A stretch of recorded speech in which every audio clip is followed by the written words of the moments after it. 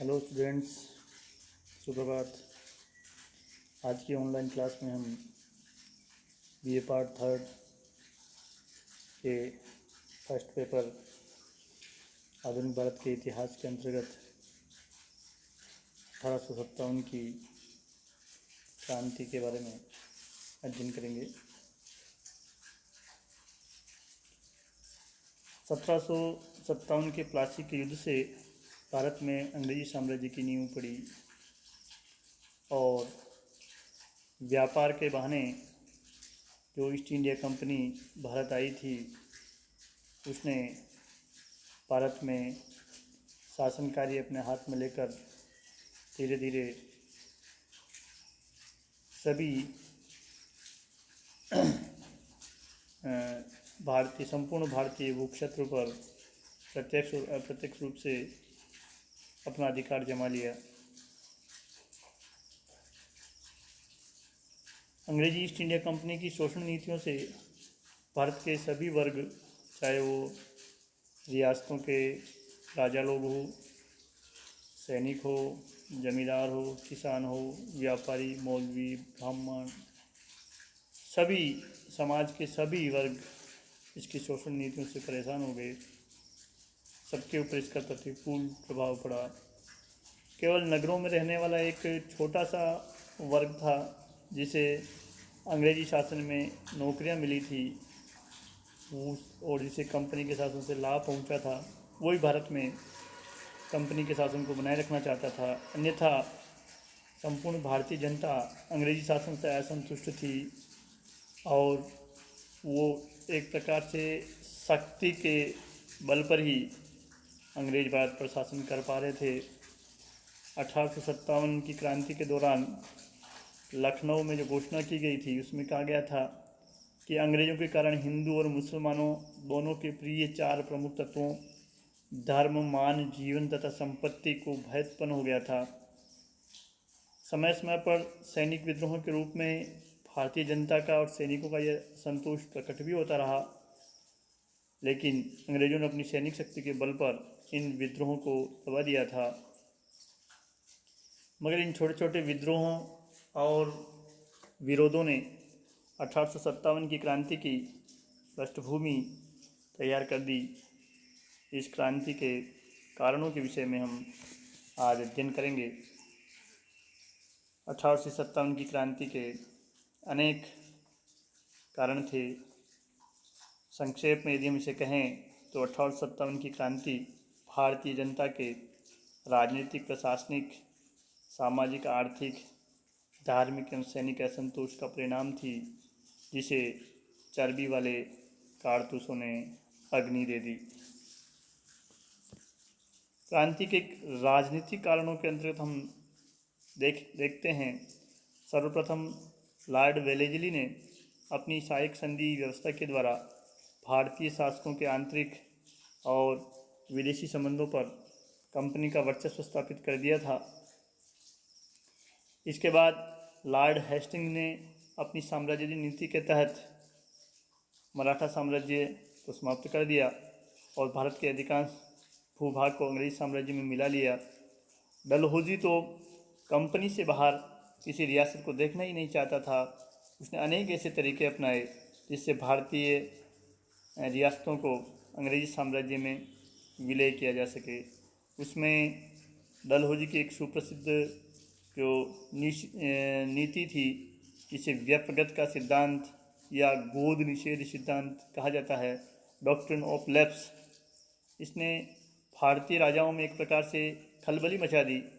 डलहौजी ने ऐसे निसंतान राजाओं को जो अब तक गोद लेकर के हिंदू परंपराओं, रीति रिवाजों के अनुसार अपना वंश बनाए हुए थे या अपनी राजगद्दी बचाए हुए थे, उनको गोद लेने की आज्ञा नहीं दी। सतारा सबसे पहले डलहौजी की गोद निषेध नीति का शिकार बना।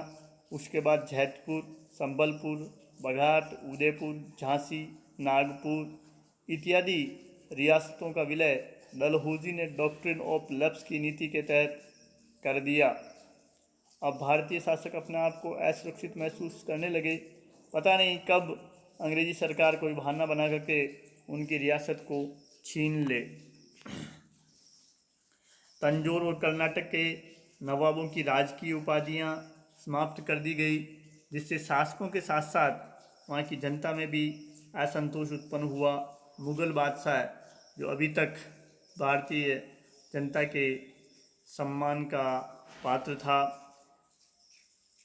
बहादुर शाह जफर के बाद डलहौजी ने उसके उत्तराधिकारी को कह दिया था कि वह केवल शाहजादा की उपाधि धारण करे, वो बादशाह की उपाधि धारण नहीं करे। और जफर की मृत्यु के बाद मुग़ल वंश को लाल किला खाली करने के लिए भी कह दिया गया था कि वह एक सामान्य महल में रहे दिल्ली में और लाल किला अंग्रेज़ों के लिए खाली कर दे।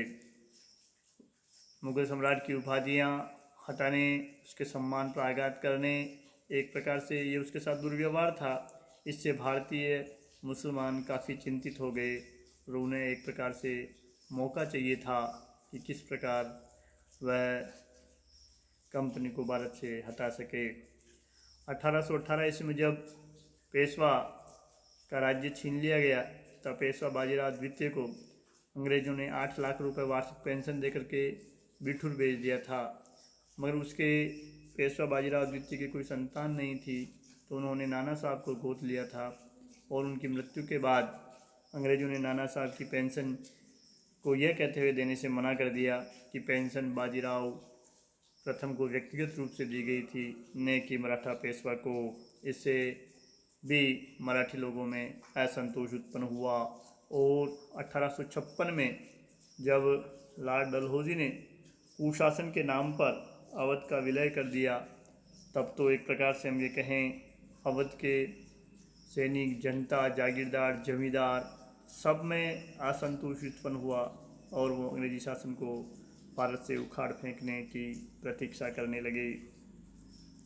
इसी दौरान 1853-54 में क्रीमिया और 1839 से 42 के मध्य अफ़गानिस्तान में अंग्रेज़ों की जो दुर्दशा पठानों ने बनाई, उससे अंग्रेज़ों की अजेयता का जो भ्रम था, वो भारतीय जनमानस में वो भ्रम दूर हो गया।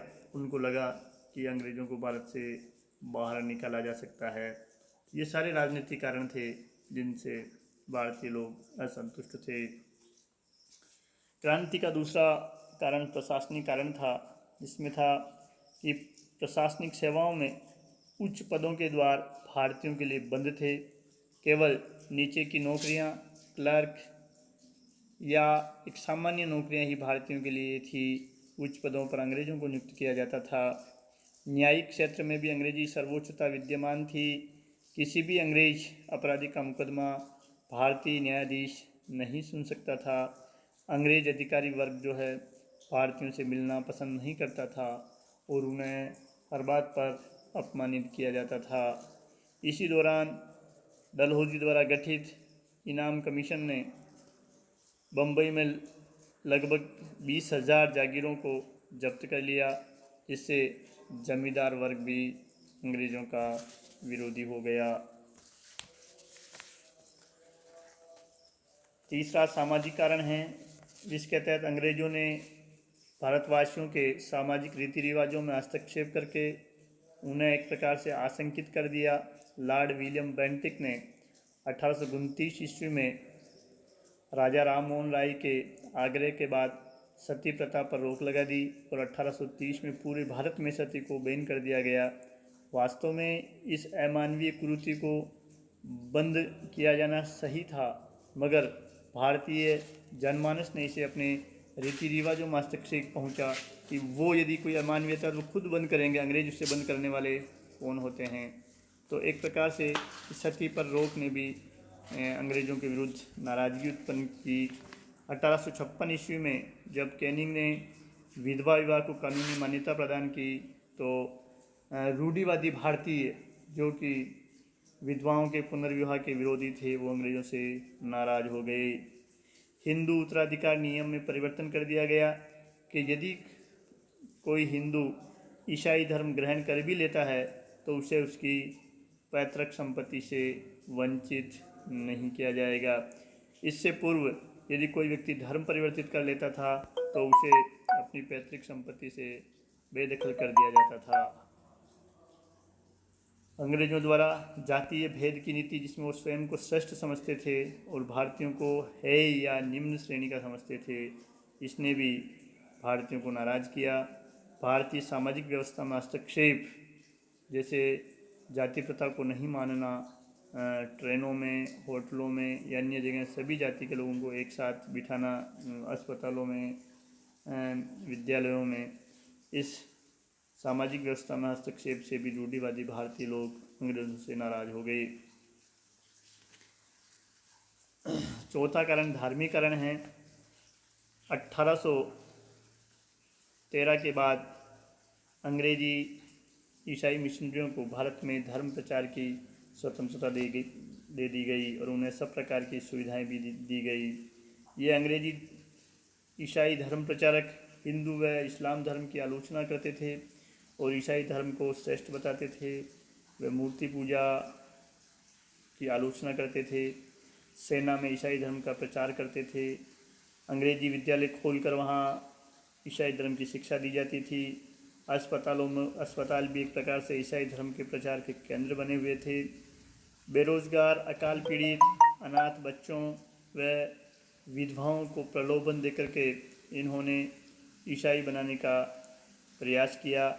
जेलों में हिंदू आचार विचारों पर रोक लगा दी गई। जहां हिंदू लोग अपना लोटा, अपना पानी, अपना भोजन खुद बनाते थे पहले जेलों में, अब उन्हें अन्य लोगों के हाथ से बना हुआ पानी और भोजन करने पर बाध्य किया गया। इन सब कारणों से भारतीयों को ऐसा लगा कि अंग्रेज़ सब भारतीयों को ईसाई बनाना चाहते हैं और उनका धर्म बदलना चाहते हैं। इस कारण भी लोगों में असंतोष उत्पन्न हुआ। अंग्रेजी ईस्ट इंडिया कंपनी का भारत में आने का उद्देश्य ही आर्थिक लाभ कमाना था। उसने 1757 से पहले बेईमानी करके अनुचित तरीक़ों से व्यापार के द्वारा धन लूटा और 1757 के बाद तो एक प्रकार से उसे लूट की एक खुली छूट मिल गई। भारतीय कच्चे माल को इंग्लैंड भेजना और वहाँ से निर्मित माल को भारत में बेचना, यही एक मुख्य उद्देश्य रह गया। भारत एक कहें कि सस्ते कच्चे माल का स्रोत और तैयार माल का बाज़ार बन गया। इन अंग्रेजी आर्थिक नीतियों से भारतीय कुटीर उद्योग, जो कि हस्तनिर्मित जिनका सामान की महंगा होता था, उन पर भांति भांति के कर लगा करके और मशीन निर्मित सस्ते माल से बाज़ार को भर करके भारतीय कुटीर उद्योगों को नष्ट कर दिया गया। इसलिए लॉर्ड विलियम बेंटिक को भी कहना पड़ा था कि भारतीय बुनकरों की हड्डियाँ मैदानों में बिखरी पड़ी है, यानी जुलाहे सूत काटने वाले लोग बेरोज़गार हो गए, भूखमरी के शिकार हो गए अंग्रेजी मशीनीकरण के माल के ज़्यादा भारत में खपाने के कारण, जिससे भारत में गरीबी में वृद्धि हुई। किसानों से नवीन भू बंदोबस्त किए गए, स्थायी बंदोबस्त, रैयतवाड़ी बंदोबस्त और महलवाड़ी बंदोबस्त के द्वारा किसानों से अत्यधिक मात्रा में लगान वसूला जाता था। इससे किसान अपनी भूमि बेचने पर मजबूर हो गए या साहूकारों के कर्ज जाल में फंस करके अपनी भूमि को गिरवी रख दिया और वो एक प्रकार से मजदूर बन गए जो अंग्रेजी बागानों या कारखानों में काम करते थे। कारीगरों को भी काम नहीं मिलने के कारण वह बेरोज़गार हो गए। देसी राज्यों के विलय और उनकी सेनाएं ख़त्म करने के कारण उनके जो सैनिक थे वो भी बेरोज़गार हो गए। इस प्रकार किसान, कारीगर, व्यापारी, सैनिक और आम जनता सभी पर कंपनी की आर्थिक नीतियों का बुरा प्रभाव पड़ा, जिससे उनमें अंग्रेजी शासन के प्रति एक रोष उत्पन्न हुआ और वो इसे समाप्त करने के लिए तैयार हो गए। छठा जो कारण हम बता सकते हैं 1857 की क्रांति का, वो सैनिक कारण है। सैनिकों ने पहले भी विद्रोह किए थे वेतन भत्तों और अपने पदोन्नति में भेदभाव के खिलाफ। 1806 में वेलोर में जो सैनिक विद्रोह हुआ था, वो सैनिकों के को तिलक लगाने पर रोक और पगड़ी जैसे धार्मिक मामलों को लेकर हुआ था। अंग्रेजी सेना में भारतीयों के साथ वेतन भत्तों और पदोन्नति को लेकर भेदभाव होता था। अंग्रेज सैनिकों को उसी काम में ज़्यादा वेतन मिलता था। जैसे भारतीय सूबेदार का वेतन 35 रुपये था तो अंग्रेजी सूबेदार का वेतन 105 रुपये था सेम कार्य के लिए। और पदोन्नति भी भारतीय सैनिकों की होना ज़्यादा ज़रूरी नहीं था या ज़्यादा समय लगता था और वो उच्च पद तक नहीं पहुंच पाते थे। इसके अलावा अंग्रेज जो सैनिक अधिकारी होते थे वो भारतीय रंगरूटों के साथ दुर्व्यवहार करते थे, उन्हें गालियाँ निकालते थे, काले कलूटे और एक प्रकार से एक हीन भावना महसूस करवाई जाती थी भारतीय सैनिकों को। भारतीय सैनिकों को जैसे सिखों को केस रखने पर रोक लगाना, मुसलमानों को दाढ़ी रखने पर रोक लगाना, हिंदू सैनिकों को तिलक लगाने पर रोक लगाना या पगड़ी पहनने पर रोक लगाना इत्यादि उनके धार्मिक मामलों में हस्तक्षेप से भी सैनिकों में असंतोष उत्पन्न हुआ। इसके साथ ही 1856 में जब लॉर्ड कैनिंग ने नया सेना भर्ती अधिनियम पारित किया जिसके अनुसार भारतीय सैनिकों को लड़ने के लिए विदेश भी भेजा जा सकता है, समुद्र पार भी भेजा जा सकता था, जिसे सैनिकों ने धर्म विरुद्ध समझा, क्योंकि जो सैनिक समुद्र पार करके चला जाता था उसे उसकी जाति से बहिष्कृत कर दिया जाता था। तो इन सब कारणों से सैनिकों में असंतोष उत्पन्न हुआ। तो भारतीय जनमानस, व्यापारी, किसान, राजा, जमींदार, सैनिक, धार्मिक वर्ग इत्यादि विभिन्न कारणों से अंग्रेज़ों से पहले ही नाराज़ थे। इसी मध्य 1856 में जब नई एनफील्ड राइफल बनी तो उसमें चर्बी वाले कारतूस इस्तेमाल किए गए। इन कारतूसों को चिकना बनाने के लिए इन पर गाय और सूअर की चर्बी का प्रयोग होता था और राइफल में डालने से पहले इन कारतूसों को सैनिकों को अपने मुंह से काटना पड़ता था। इससे भारतीय सैनिकों की धार्मिक भावना को चोट पहुंची। हिंदू सैनिक गाय की चर्बी को और मुसलमान सैनिक सूअर की चर्बी को अपने मुंह में लेना एक प्रकार से अधर्म समझते थे, पाप समझते थे। और जब इसी चर्बी को सैनिकों को कारतूस में मिला करके मुँह में लेने के लिए बाध्य किया गया तो उन्होंने विद्रोह कर दिया। Doctor R.C. मजूमदार के शब्दों में हम कह सकते हैं कि कोई भी समझदार व्यक्ति ये देख सकता था कि सुरंग तैयार थी और गाड़ी भी तैयार थी तथा कोई भी भावना बहुत सरलता से उसमें चिंगारी लगा सकती थी। चर्बी लगे हुए कारतूसों की कहानी ने वह चिंगारी लगा दी और उससे जो धमाका हुआ उसने भारत में अंग्रेजी राज्य की जड़ें हिला दी। इस प्रकार मोटे मोटे कारण जो हमने अभी देखे 1857 की क्रांति के, उनमें राजनीतिक कारण, सामाजिक कारण, धार्मिक कारण, आर्थिक कारण, सैनिक कारण और तात्कालिक कारणों में चर्बी वाले कारतूस प्रमुख थे। जय हिंद, धन्यवाद।